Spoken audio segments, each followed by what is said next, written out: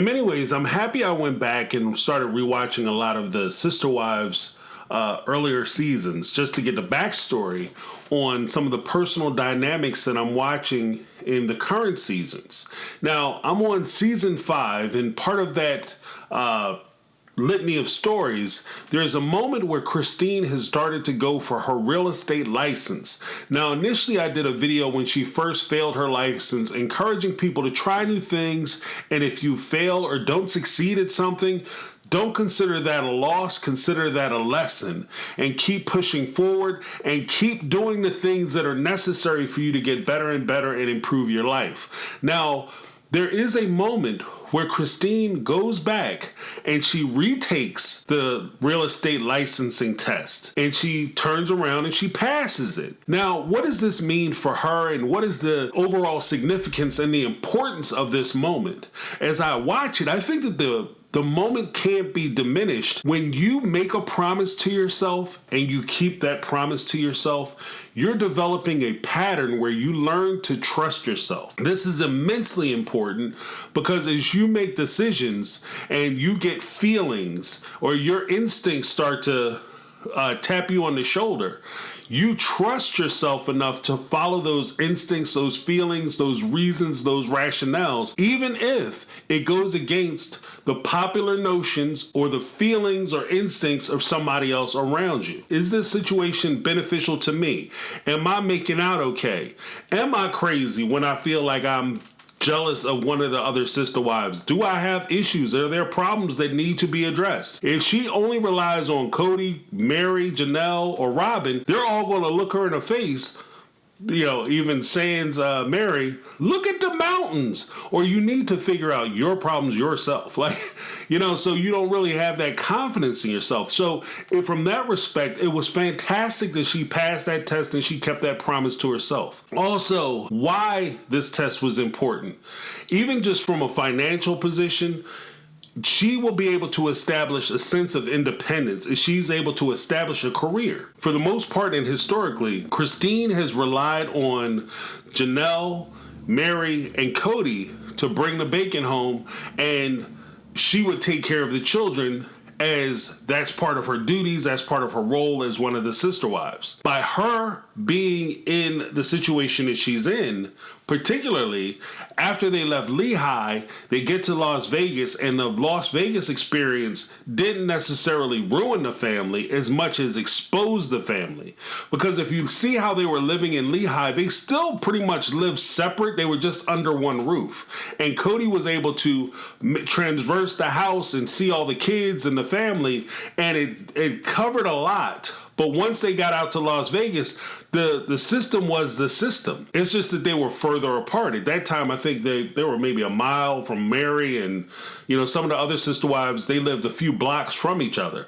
So it became clear that each one of the sister wives had to rely on themselves. They had to find their own sense of independence. What this opportunity meant for Christine was that she would have not only the money needed to cover her necessities, but she would actually have additional money. And probably for the first time, Christine would have been in a situation where she had more money than she actually needed. So she would have a surplus of funds, so she could start doing more for herself and for her kids. There's also a point where, as her kids were getting older, she was looking at the reality that with Logan going off to college at UNLV, and she had a child coming right behind Logan, Aspen, that she was going to have to start figuring out how she was going to cover college tuition.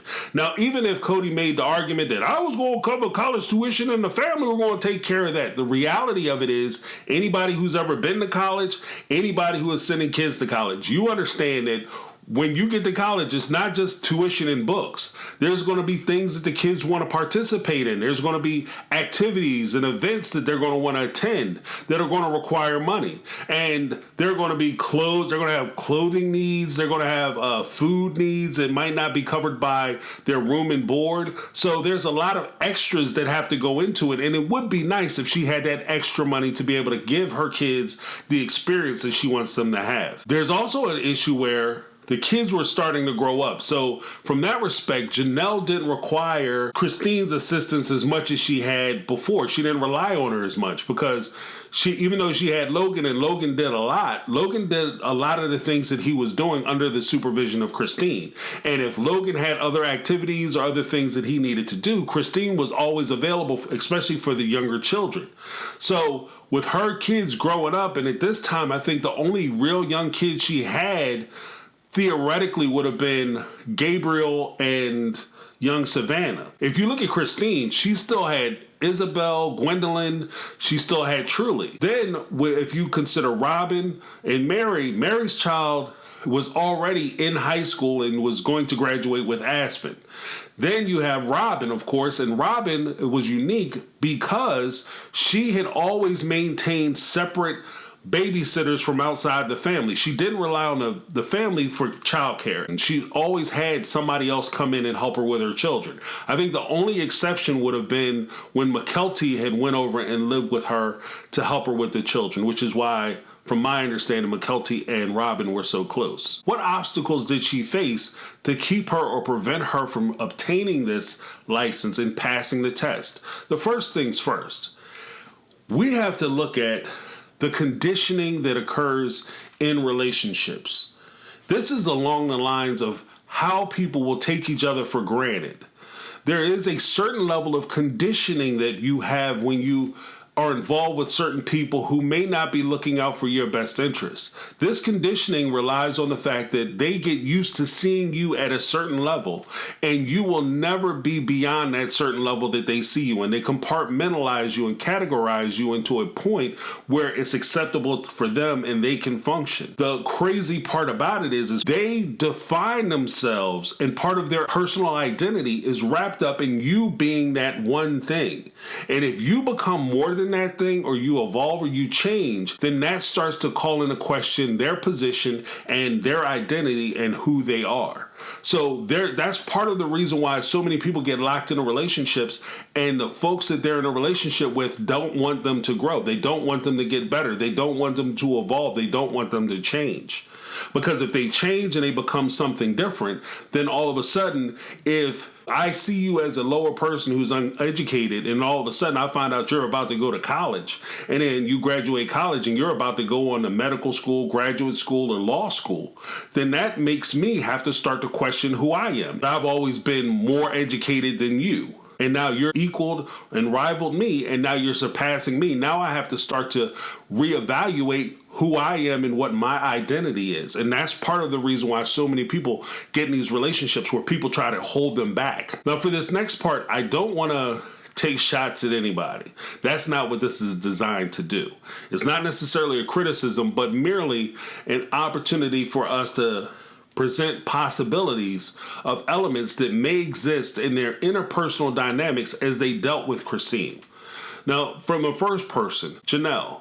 Janelle is not a wicked person. She's not an evil person, but as part of her confessions that she used to put out, she used to talk all the time about how she liked to work, and she was more inclined to go to work than to come home and do the domestic side of being a mother.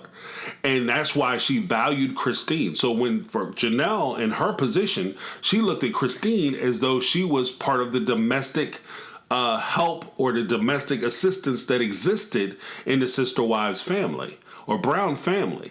Now, as Christine had the opportunity to evolve past being that and would move into the workforce as a real estate agent, as a peer and equal to Janelle, that would cause potentially some tension. I'm not saying that Janelle was trying to undercut her or sabotage her, but there is a part of Janelle's mind that would look at that and see that as a drawback. Okay, we're about to buy these new houses. We're going to be in close proximity to each other. I'm about to embark on this new career that can be very time consuming. And wouldn't it be helpful if Christine went right back into her old role and started doing things that she used to do them? At the same time, I will say this as a caveat. Janelle also was a person who was concerned about the finances of the family. And by Christine going out and being able to earn extra money would be a big help to Janelle. So there would be that conflict even within Janelle in trying to watch and appreciate Christine's evolution. As far as Mary, I think the best example would be where she came out during her confessional and said in season 17, and she was talking about the family being broke apart and how she wasn't welcome, that she was the original architect of the family. Her and Cody sat down and decided what the family was going to look like, and they designed the family, so she felt ownership. And there's a certain status level that goes along with that. And if Christine was able to rival Cody and even rival Janelle as far as her earning potential, that would call into question Mary's position as the matriarch of the family. And whether Cody or any of the sister wives acknowledged or said that there was a first wife position or favorite wife position or a matriarch of the Brown family, Mary considered herself to be that position. Again, no shot on Mary. It's just what I see and what I kind of the feeling I get from watching the show. Third, you look at Robin. Robin's in a situation where, yes, she would like for Christine to go out and earn that extra money because Robin is a spender. She likes spending the money, and I don't think anybody is really questioning that. The problem that Robin would have and the conflict that Robin would have is that Robin, if you notice, is in constant competition with Christine. From the time that she entered the show and from the time the show started, she is constantly competing with Christine. If Christine goes left, Robin goes left harder. If Christine stands up, Robin jumps out of her chair. It's just one of those things. Christine had a baby in the first part. Robin, she went out, and even though they were in financial straits, they were supposed to be moving to a place that they couldn't afford. They were going to be in different homes. They were going to be stretched to the limits as far as their finances. She went out and got pregnant. And that's how, around the time that she got pregnant with Solomon. Now, we can read into it and say it was something crazy and maniacal and devious, but it's just kind of one of those crazy coincidences. Finally, when we look at Cody, Cody is in a very crazy situation because, again, like Janelle, he would want Christine to make that extra money. He would want that extra resource coming into the house, and he would appreciate that, especially the way he conducts the money, which is the money comes in, they all put it under Cody's name, and Cody decides how the money is being spent. So therefore, his male ego isn't damaged at all or threatened at all because at the end of the day, he's deciding how the money is being spent. He's the leader, and he's determining how the funds are being allocated. So he wouldn't have no problems with that, especially if he has more funds to allocate. There's also a part where Cody would look at it and potentially say, I want to be a real estate mogul, but I don't want to take the test. I don't want to do none of the hard work.